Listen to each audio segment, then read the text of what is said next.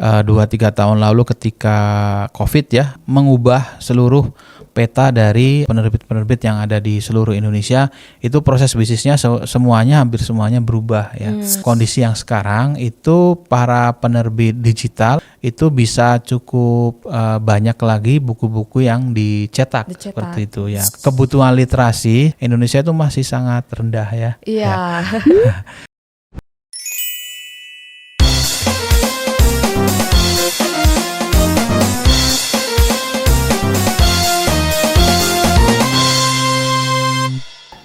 Kalau terkait tentang bagaimana strategi penerbitan kampus ya Pak, dengan untuk menghadapi digitalisasi, karena penerbit yang umum saja yang katakan tidak hanya menerbitkan buku-buku ilmiah itu cukup terkena imbas ya dengan adanya digitalisasi ini. Nah ini kalau Pak Arif sendiri dan tim di UPT Publikasi itu bagaimana nih strategi yang telah dibuat untuk menghadapi tantangan ini? Oke, buat sobat literasi sekalian dan juga mungkin ini buat para pengelola penerbitan ya, teman-teman penerbitan. Jadi kita memang juga khususnya di 2-3 tahun lalu ketika COVID ya, atau 4 tahun lalu lah ketika COVID sedang tinggi-tingginya, itu memang mengubah seluruh peta dari unit atau penerbitan atau penerbit-penerbit yang ada di seluruh Indonesia. Itu proses bisnisnya hampir semuanya berubah ya. Karena di zaman itu hampir tidak ada pembelian buku secara fisik gitu ya. Ketika 3 atau 4 tahun lalu ketika COVID-19 itu hampir tidak ada pembelian buku secara fisik. Jadi semua proses bisnis yang ada di penerbit-penerbit di Indonesia itu pasti juga mengalami imbasnya. Jadi yang pertama itu. Kemudian kita lihat juga tren yang sekarang berkembang, memang peningkatan para penyedia platform untuk e-book itu juga masih tetap ada ya. Karena itu salah satu kebutuhan di mana mahasiswa zaman sekarang atau anak-anak muda zaman sekarang sudah sangat terbiasa untuk menggunakan gawainya, baik itu smartphone-nya, kemudian tabletnya untuk membaca buku atau e-book melalui piranti digitalnya. Nah itu juga mengubah. Nah bagaimana cara untuk menghadapi itu semua atau bagaimana kita untuk bisa menyesuaikan? Tentu saja ada beberapa proses tahapan penerbitan yang harus kita sesuaikan atau kita ubah. Nah untungnya atau kondisi yang sekarang itu para penerbit digital atau para penerbit buku itu bisa cukup lega ya. Karena memang kondisi sekarang sudah mulai cukup banyak lagi buku-buku yang dicetak seperti itu ya. Kalau 3 atau 4 tahun lalu itu menjadi tantangan. Nah sekarang untuk menghadapi tantangan yang baru nih, saya pikir kalau dari sisi naskah atau dari sisi draft naskah atau konten-konten itu masih sangat terbuka menurut saya. Dari sisi tulisan-tulisan, kemudian peneliti dan dosen di Indonesia itu masih cukup banyak. Jadi itu masih cukup terbuka lebar. Nah tantangan yang harus dihadapi tentu saja dari proses tadi, apakah kita harus mengubah seluruhnya ke e-book? Tentu saja menurut saya jawabannya adalah tidak. Ya. Karena pasti seperti yang sekarang ya, ini mulai digalakkan lagi buku-buku fisik gitu ya. Nah itu kita nggak tahu lagi nih 2-3 tahun lagi ya, 4 tahun lagi, 5 tahun lagi apa yang akan terjadi. Nah yang hanya bisa kita upayakan adalah penyesuaian dan juga membaca kondisi. Karena kalau dari sisi kebutuhan literasi seperti Bu Neneng dan juga sobat literasi tahu, Indonesia itu masih sangat rendah ya. Iya. Jadi sangat disayangkan ketika teman-teman penerbit ya pasrah atau tidak bergerak untuk melihat kondisi seperti itu ya. Jadi untuk meningkatkan literasi itu kan salah satunya ya, baik dari buku ya, dari jurnal kalau untuk yang ilmiah, dari media massa seperti koran ya, kemudian majalah dan seterusnya. Peningkatan literasi salah satunya dari situ. Nah, kita sebagai penerbit buku dan jurnal punya peran penting itu semua. Tentu saja tidak hanya bisa melihat atas nama pasar atau bisnis ya, karena kalau hanya spiritnya hanya itu saja, pasti tiap tahun itu akan naik turun ya, akan naik turun. Nah, kita untungnya berada di bawah perguruan tinggi, di mana motivasi untuk meningkatkan literasi itu masih akan sangat terjaga ya, walaupun kondisinya up and down ya, naik turun, pasar berubah ya, tetapi kita juga punya tanggung jawab moral sama-sama untuk meningkatkan literasi. Kemudian dari sisi segmen ya, atau jenis konten tadi ya, buku itu kan banyak sekali macamnya ya, dan barangkali setiap penerbit punya ciri khas ya, ciri khas ya. Kalau di perguruan tinggi tentu saja buku-buku ilmiah, tetapi di beberapa perguruan tinggi itu juga ada terbagi menjadi atau memiliki ciri khas tersendiri lagi. Mungkin teman-teman dari penerbitan yang dari universitas yang berbasis teknologi ya, atau universitas yang berbasis kesehatan, tentu saja bukunya menyesuaikan sesuai dengan segmennya. Nah, ini bisa kita lihat sebagai salah satu peluang ya, peluang ke depan ya, bahwa teman-teman penerbit itu saya pikir akan tetap bisa survive ya. Dan untungnya juga dari pihak kebijakan, pemegang kebijakan yang mengeluarkan ISBN, dalam hal ini ada Perpusnas, juga senantiasa setiap tahun memiliki satu upaya untuk memperbaiki ya, atau untuk menampung aspirasi dari teman-teman penerbit sehingga sama-sama bisa meningkatkan literasi. Karena sekali lagi tadi ya, kalau kita ngelihat dari jumlah literasi ya, atau indeks literasi itu masih sangat kecil ya. Ya, itu sayang sekali. Oleh karena itu spirit dari teman-teman penerbit, mari kita galakkan lagi, mari kita tingkatkan lagi, tidak hanya kuantitas tentu saja, tapi juga kualitas gitu. Ya, bicara tentang tadi penggalakan buku cetak lagi ya, kalau sekarang memang kalau yang paling terasa ada perkembangannya nih ya, karena mungkin saya pembaca buku dari kecil. Jadi kalau misalnya sekarang itu kualitas kertas sudah berubah nih Pak, daripada yang dulu ya. Kalau dulu itu kan berat sekali gitu, kalau saya bawa novel kemana-mana, tebal, berat. Nah kalau sekarang kalaupun tebal tapi ringan gitu, agak ringan gitu. Mungkin itu yang sangat terasa sih. Jadi kalau memang mau digalakkan lagi buku cetak ya, kualitas, selain kualitas isi nih Pak, mungkin ini saran dari seorang pembaca buku, juga bagaimana caranya agar nyaman dibawa oleh para pembaca. Karena kalau buku-buku impor memang secara ketika dipegang pun Pak itu tuh enak gitu, pas gitu dengan genggaman tangan gitu ya. Hanya saran Pak dari seorang pembaca. Baik, ini Pak menyangkut mengenai buku ilmiah populer nih. Tadi Bapak sempat singgung nih ya tentang buku ilmiah populer.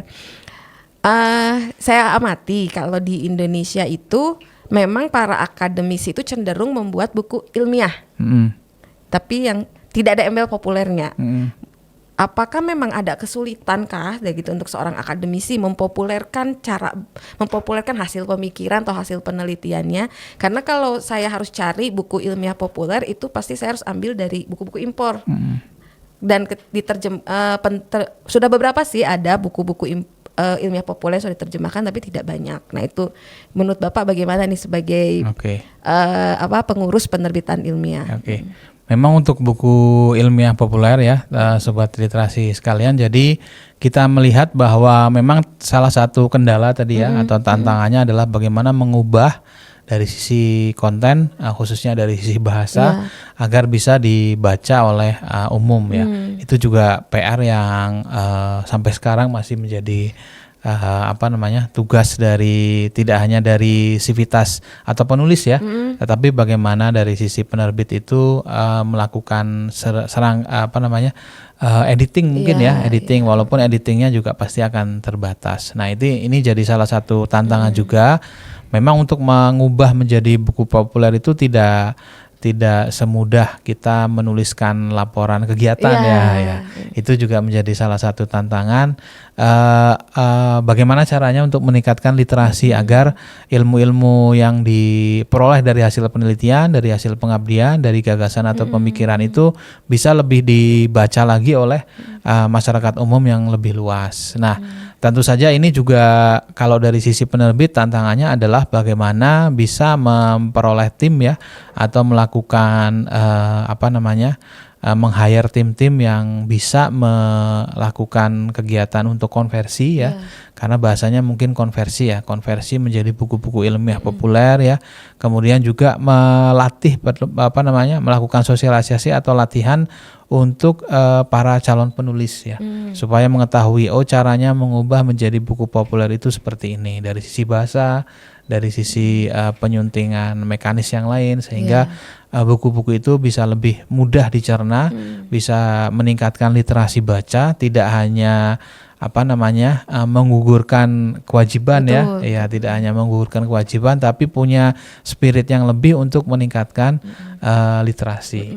Nah, ini juga tidak hanya kita alami di Unisba Press, tapi juga teman-teman yang lain. Iya, betul sih. Gimana caranya untuk meningkatkan keterbacaan melalui buku ilmiah yang populer. Karena kalau dari sisi bahasa itu juga salah satu tantangan sendiri ya, Bu Neneng ya. Betul. Karena untuk mengubah menjadi bahasa yang populer itu memang perlu skill yang yang dibutuhkan lebih lagi, dan itu tidak bisa instan. Jadi kita harus sama-sama antara penerbit dan juga para calon-calon penulis. Oleh karena itu asosiasi atau beberapa penerbit itu dalam 1 tahun itu sering mereka mengadakan bagaimana konversi ya.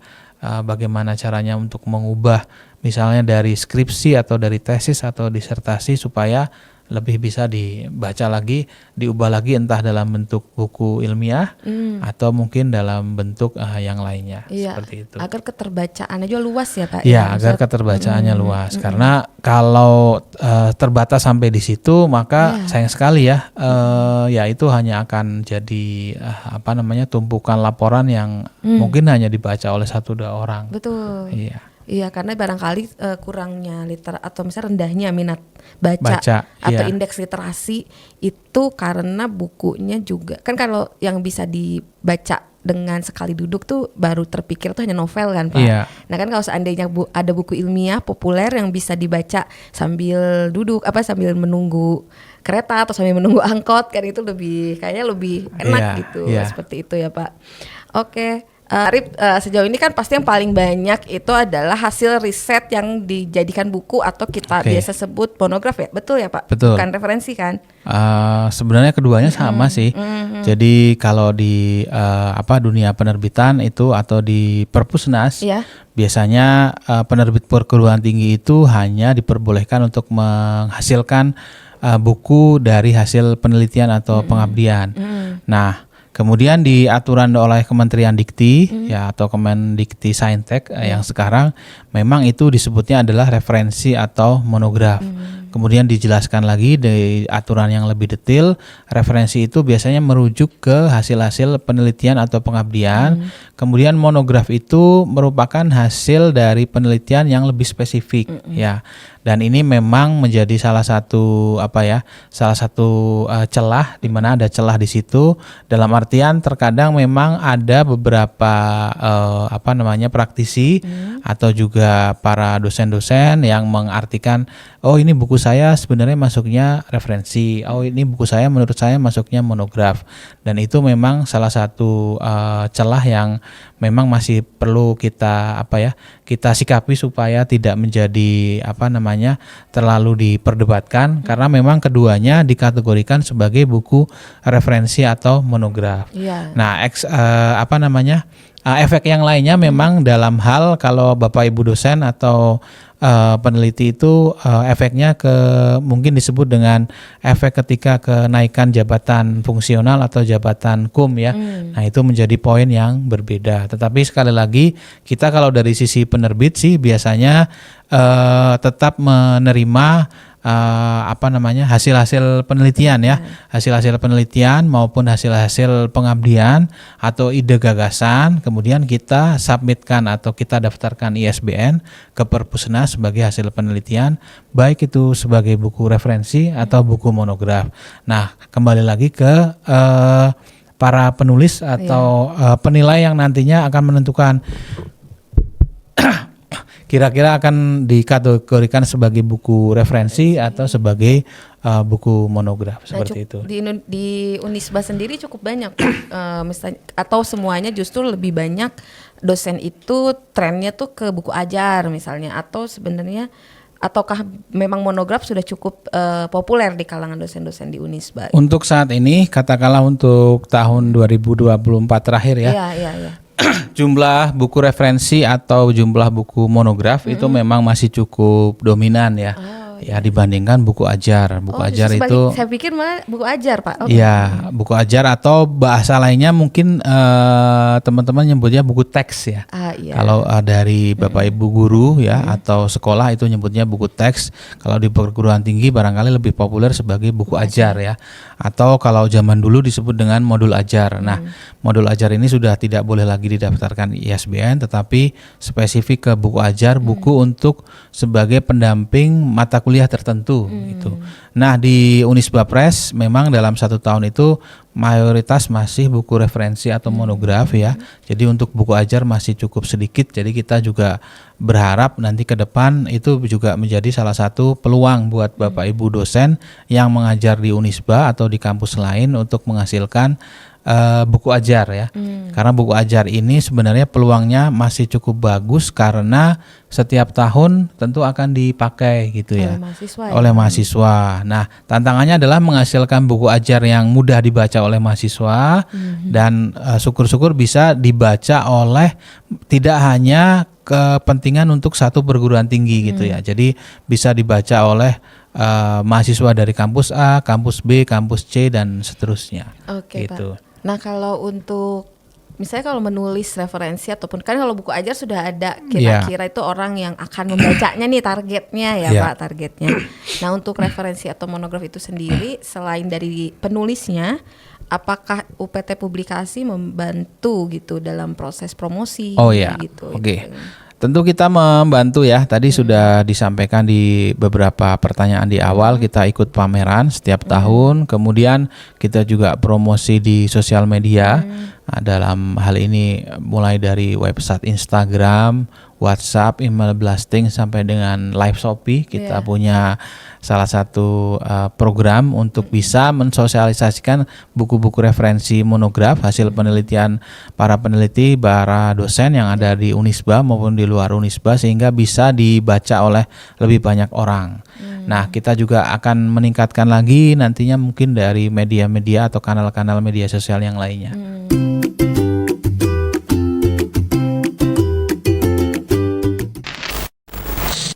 Mahasiswa bisa melihat sebagai salah satu peluang dari mereka sendiri saat ini dituangkan menjadi satu tulisan yang akan diterbitkan dan itu akan selamanya menjadi salah satu hasil karya. Ada yang sampai hanya menerbitkan yang gratis, ada yang sampai menjadi unit usaha. Sudah ada ya Pak? Sudah banyak yang menjadi salah satu unit usaha yang menguntungkan atau memang mencari profit. Di Unisba Press ini kita harapkan menjadi salah satu unit yang bisa menjadi tulang punggung untuk meningkatkan publikasi bagi perguruan tinggi.